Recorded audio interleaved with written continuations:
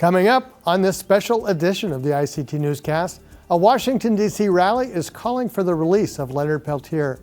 We have lessons from the playing days of a Hall of Fame football player, and it takes months to grow and seconds to eat. We speak to a New Mexico certified chili farmer who is sustaining her people's practices. We have those interviews ahead. This program is made possible by the Corporation for Public Broadcasting, a private corporation funded by the American people. The ICT Newscast is sponsored by the Indian Land Tenure Foundation, a nonprofit organization serving American Indian nations and people in the recovery and control of their rightful homelands. On the web at iltf.org. Support for the ICT Newscast with Aaliyah Chavez comes from the Arizona PBS studios in Phoenix at the Walter Cronkite School of Journalism and Mass Communications at Arizona State University.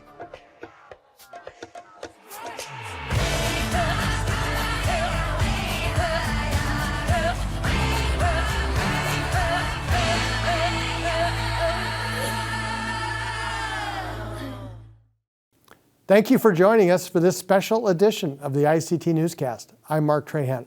We start today in Washington, D.C., where hundreds gathered in front of the White House in September to protest Leonard Peltier's imprisonment, which began in 1976. ICT's Polly Denetclaw was at the rally and has the latest. Yait'e Polly Denetclaw Yanishya. I'm here in front of the White House today. Amnesty International and Indigenous-led organization Indian Collective are hosting a rally here in front of the White House demanding the clemency for Leonard Peltier.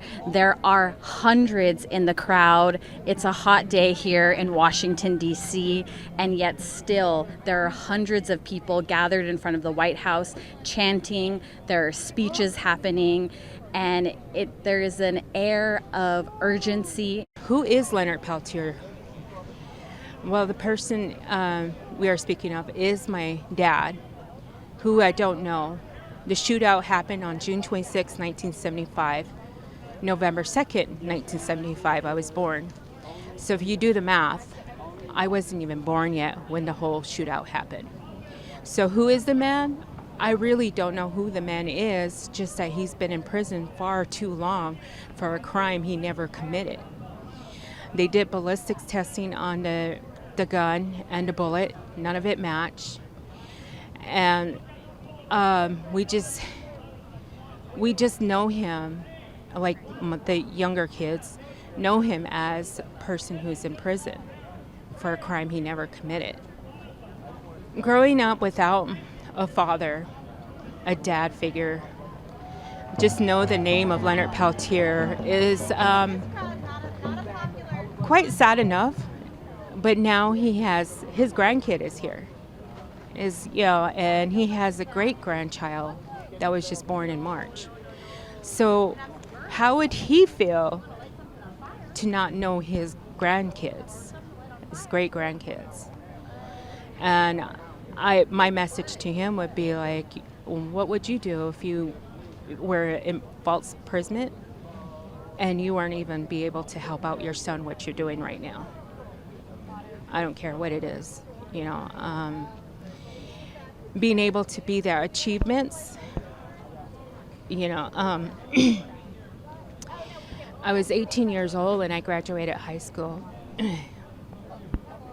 I was hoping my dad would be there. So when that day came and left, I was like, wow, he's going to miss many more unless we get him freed.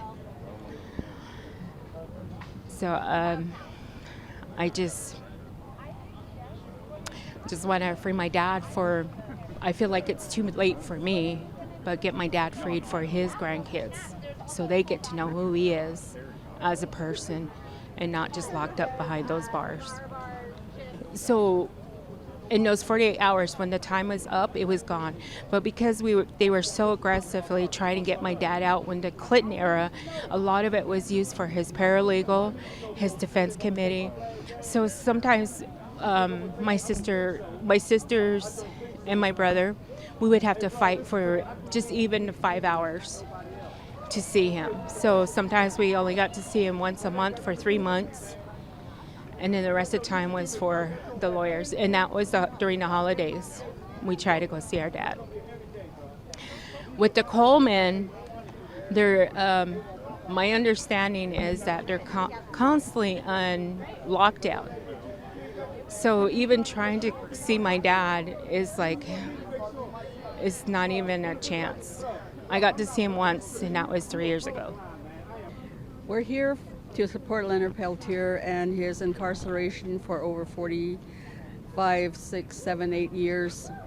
And he's been unjustly incarcerated at different prisons throughout the country. And we're here to ask Biden to give him clemency. And what's your message to Biden? Free Peltier. I think that's the message from everybody across Indian country. The majority of the people, Native people, are asking that. I'm the mother of his daughter, Kathy Peltier. And we were together for a very short time because there was too many things going on at that time. Shiprock was the last time I saw him in 1975, and we were supposed to meet up in Crow Dog's Paradise for the Sundance, but June 26th happened, so we didn't get to meet there. I mean, he was there and I was there, but they kept us apart because they didn't want anybody to really know what our relationship was. Reign of Terror? Okay, there's one incident that I'm really familiar with, and that was the 1974, summer of 74. We were Grace Black Elk and I had gone up to Porcupine, South Dakota for some kind of ceremony, and I drove her up there. On the way back, I don't know how you know that it's hilly and curvy and all that. They chased us. Yes, they chased us, and they do that to all the people who are AIM, or who they think are AIM people, American Indian Movement people. But we were chased, and when we got to Martin, South Dakota, they just let us go. They just, they said, okay, this is out of our jurisdiction because it's another county. So yeah, it was scary. But that's how they treated a lot of the traditional people up there during that time. And they're still doing it now, but it's all under secrets. You don't know who your friend is anymore because, they turn on you. And like my friend says, money talks.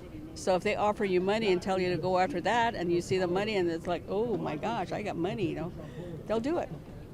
It's really scary. Still scary now. This is all now about clemency. This is about justice and mercy. Clemency or compassionate release, which is another avenue for him to become free. The legal case has run its course. If he was tried today, no way he gets convicted. That is not the law today. The violations that law enforcement committed, that the U.S. Attorney's Office committed at that time, the threats, the intimidations, the constitutional violations. One of the jurors was an admitted racist against Native Americans. She admitted that on day 2.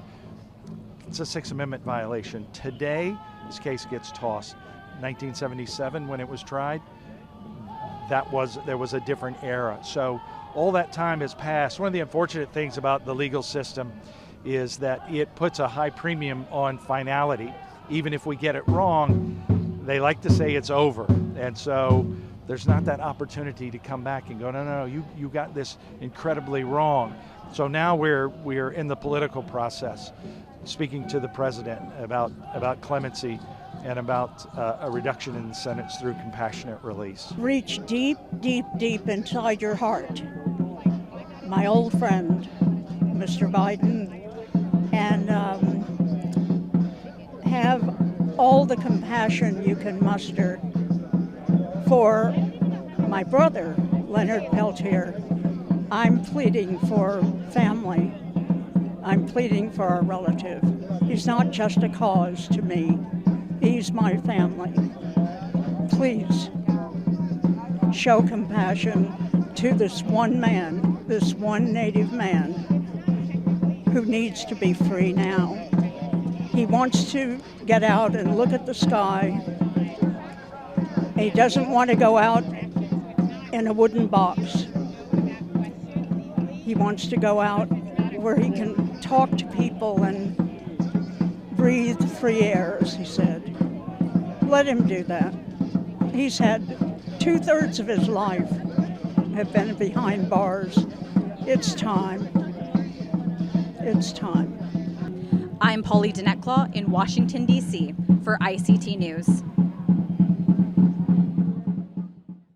The peaceful protest ended with multiple arrests. Among the 35 taken into custody were actor Dallas Goldtooth, Indian Collective CEO Nick Tilson, and then President of the National Congress of American Indians, Vaughn Sharp. Each was issued a $50 citation for blocking a sidewalk. No one was taken to jail.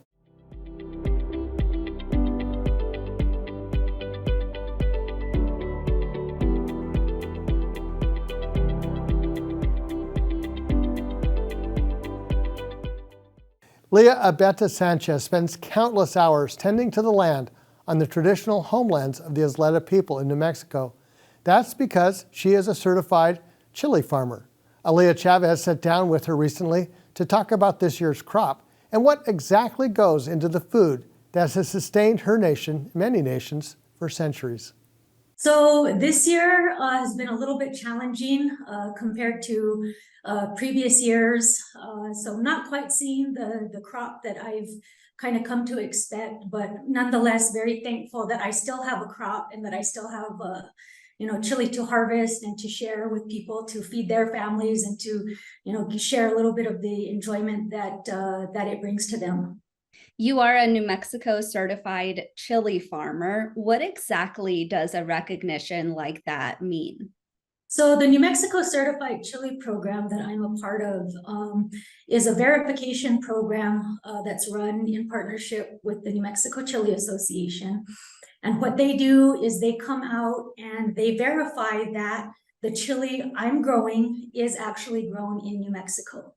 And the part of that is to protect our state pride, our heritage, because everyone has heard of hatch chili, and so there's a lot of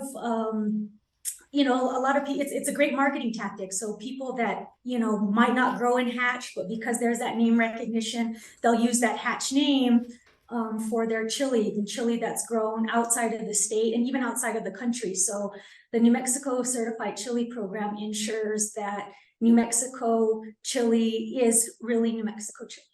Over the summer, we saw record-breaking heat waves and extreme weather all across the nation. Can you describe for us the hard work that goes into growing the chilies and having to brave the elements in order to do so?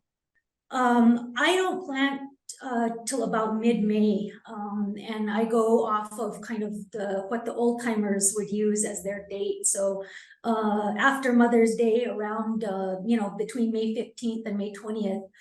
And so basically the thought behind that from the old timers was that it can still snow up to the middle of May. So after that point, you're pretty safe from frost or any last minute dips in temperature.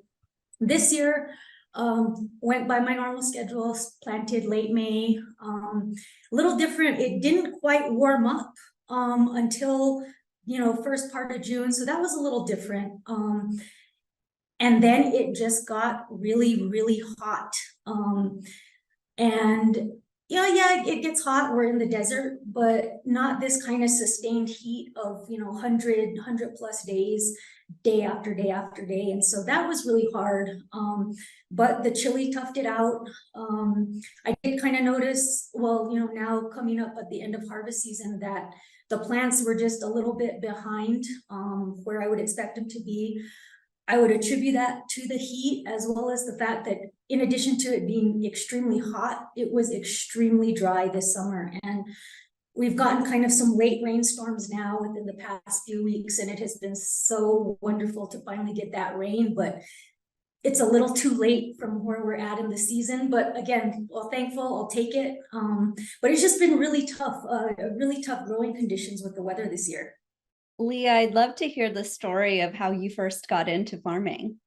I started probably, I don't know, maybe 7, 8 years ago, just as kind of a home garden. I was like, this is fun, just some kind of squash and whatever vegetables, cucumbers, a few chili plants. And then the next year, bought a few more chili plants, still a home garden. And then something kind of just was, gave me the thought of, I think I could really do this, and I think I could do bigger. And every year just got a little bit bigger and bigger and bigger to where I'm at now. And I do probably about a 1/4 acre of chili the past 2 years. This year, probably a little bit over a 1/4 acre, but at least a 1/4 acre the past 2, 3 years. And chili farming is something that's been in my family for a very long time. My great grandfathers, both on my mom and my dad's side, were some of the most prolific chili farmers in Isleta. I grew up, hearing stories about them from everyone in the community, and people in the community still talk about them to this day, and just seeing just their chili fields and how much chili they would have, and all their ristras that would be hanging off the side of their house. So it's part of that is really cool that I get to carry on that legacy. For you, do you think that being a chili farmer is a way to honor your ancestors? I think it is. I think growing food and farming really is, because one, it teaches you a deeper understanding of our traditional values and our customs and our traditions, things like patience and understanding and resilience, because, I can be very impatient, but chili farming has taught me how to be patient. Because I can't make the plants grow any faster than they want to grow. I can't make I can't make the water flow faster or stronger. Sometimes it's just learning to be patient. And I think farming is probably one of our truest practices of our ancestors' teachings. At the risk of making all of us hungry, can you tell us what your favorite thing to make with chili is? Oh man, I will have to say I am a red chili person, also just because of just the time and the effort that it takes to get a good red. So in that case, and I know this isn't talking food necessarily, but one of my favorite things to make are chili ristras. I love to Thai chili. So aside from a good red chili, I do love some fresh roasted green chili, cut up, mashed up with some tomatoes on a fresh tortilla. That sounds so delicious. Very quickly here, you mentioned a ristra. For someone who maybe doesn't know what that is, how do you describe it? So a ristra is a string of tied red chili. Most commonly you see it these days for decoration, hanging out outside people's porches, but traditionally they were a form of food storage. So we tie the red chili up in the fall and hang it to dry and have our supply of chili to hold us over till the next harvest season. Well, Leah, thank you so much for your time today. Thank you. Jim Warren was a talented and successful athlete. He was recently inducted into the North American Indigenous Sports Hall of Fame. But more important to him than the accolades from the field is his work for the Oahe, his people. ICT's Stuart Huntington sat down with him at home in San Diego in September. It was a great honor to get that notice that I was included as an inductee to the North American Indigenous Athletic Hall of Fame. And that was quite an honor, particularly when I read some of the bios of the other athletes that are included, and it was such an honor to be included with those Indigenous athletes, but it was also awesome to learn the stories of so many other Native people that have succeeded in athletics and move forward in other careers as a result of what they learned as athletes. Tell us a little bit about your athletic career. Well, I was always a big kid, so right now I'm 6'7", 296 as of yesterday, so I've lost 70 pounds, so I know 296 still sounds heavy, but for me, I'm skinny. But as a result of being a big kid, everyone had that expectation that I'd be an athlete. And unfortunately, when you're young and you're oversized, you're not developed enough to be able to handle a man-sized body as a child. So young, I was very slow and weak, and people looked at me as a disappointment, particularly my freshman year when I couldn't even do a push-up. So I was pushed around as a big kid my freshman year in football, but I had some great mentors, coaches, Coach Cook and Coach McBurney. I'll always hold them in high regard as mentors who got me in the weight room and trained me and gave me that confidence. And then suddenly my sophomore year, I started to dominate and then worked my way into All-State and All-American. And it was a wonderful experience being a 4-sport athlete in high school. And Jim, you went on to play in college. Yeah, when I had success at Tempe High School in Arizona, and then I was going to ASU games with my dad since 2nd grade. So Dad had the family season tickets, so I grew up idolizing Arizona State football players. I had their newspaper clippings on my wall, and I would dream that someday I would be one of those Sun Devils on the field. So when I got my scholarship to Arizona State and running on that field for the first time in my uniform, I could hardly breathe because of the excitement of being there. And then getting to play, and my senior year finishing off with the Rose Bowl, and then 10 days after that being invited to the Hula Bowl for All-American All-Stars. That was a wonderful way to finish my career at Arizona State. And being able to get drafted that same year, 1987 was a good year for me. We started off with Rose Bowl championship, then we won the Hula Bowl as All-Stars, then I got drafted by Cincinnati Bengals, and then shortly after that I got my degree at Arizona State. So that was a wonderful personal experience that time, because I didn't only just succeed athletically, I achieved my degree academically. Jim, Sports Illustrated did a story once and focused on one particular detail. Yeah, when I was in the pros, this was actually in 1991 when I was playing with New York, New Jersey Knights with the World League, the first year of NFL Europe. And so we played all over the world, and I got a lot of attention because I was the only player that had long hair. Because after college, I decided in the pros and NFL, I started growing my hair long, which I started getting some flack from some of the NFL coaches, but because I was indigenous, because I was Lakota, I said, I'm representing my people. And so they let me have that long hair when they had made other players cut their hair. So as an indigenous athlete, at least I had that level of knowledge that, the hair meant something more than just a look for a football player. And with the Sports Illustrated article, they titled it Urban Indian, and they focused on my waist-length hair flowing from my helmet. And I didn't have waist-length hair, but they just concentrated on the hair. And then fortunately, I was able to get in some of the information as a young advocate as to who we are as Native people. So I'm glad at a young age I was still able to address some of the stereotypes, not only in athletics, but in general society. That's a big part of your life today, spreading the message. Yeah, and that's a great segue, because after being a professional athlete, there's a big transition time. A lot of guys have struggled, and I did too, trying to go, okay, I'm no longer the star athlete, who am I? Then I realized I'm Oglala Lakota. I have an opportunity to use this platform not only with my degree at the bachelor's level, but fortunately having parents that supported me and advocated for me to get my master's degree.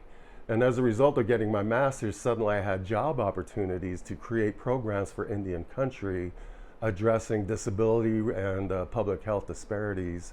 And I've been doing that for 30 years at various universities. And it's been a very rewarding, I wouldn't really call it a job, but it's a mission, I think, a responsibility that I was taught from a young age as a Lakota, is what are you going to do for your people?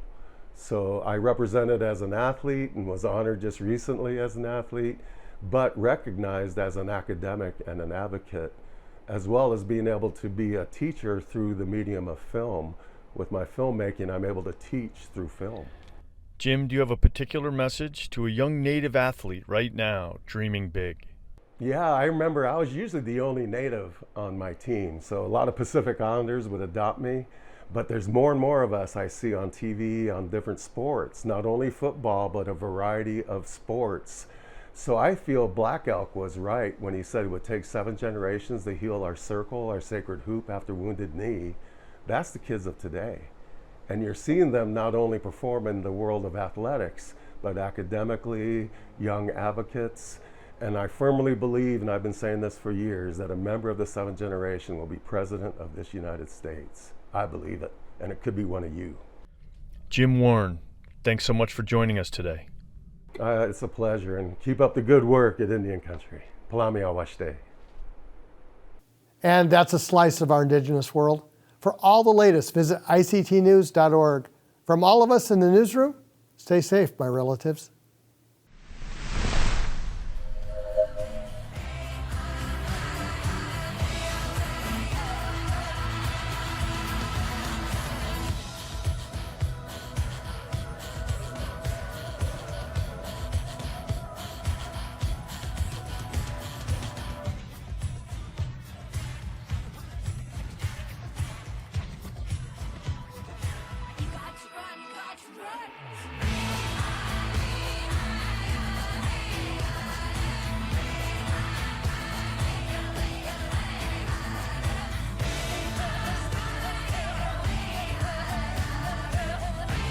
This program is made possible by the Corporation for Public Broadcasting, a private corporation funded by the American people.